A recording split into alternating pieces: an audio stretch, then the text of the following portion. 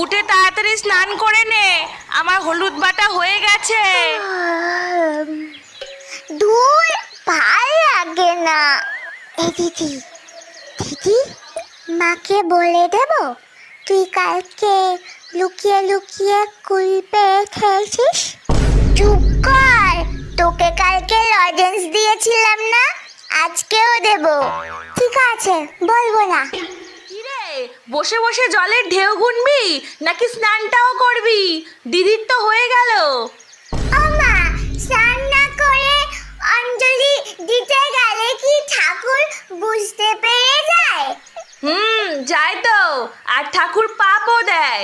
তাহলে আগের বছর তো লাট্টু দাদাও স্নানাঞ্জলি দিতে গেছিল, কোথায় ভাবছিল না?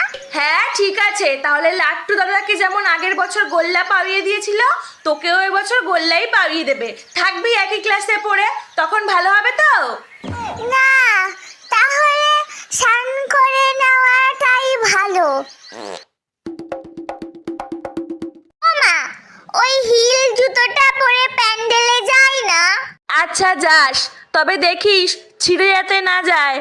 ওমা, আমাকে যেন সবার থেকে সুন্দর লাগে এমন করে সাজিয়ে দাও। সাজ দেখাতে যাচ্ছ নাকি পুজো দিতে যাচ্ছ? তোর কি তাতে? আজকে সবাই সাজবে। কখন সাজাবে? সূর্য তো আর দিদিকেই সাজিয়ে যাচ্ছ। আচ্ছা তুই প্যান্টটা পরতে থাক, আমি যাচ্ছি। ওমা, ওই জিন্সের প্যান্টটা তো? হ্যাঁ, আজকে জিন্সের প্যান্ট কেউ পরে? আজকে পাঞ্জাবি পরতে হয়।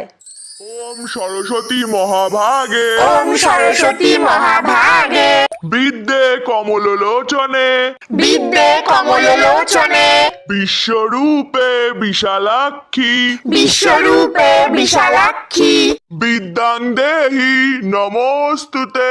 বিদ্যাং দেহি নমস্তুতে। এবারে কে কে হাতে খড়ি দেবে? এই তো আমার ছেলে দেবে। আমি দেব হাতে খড়ি।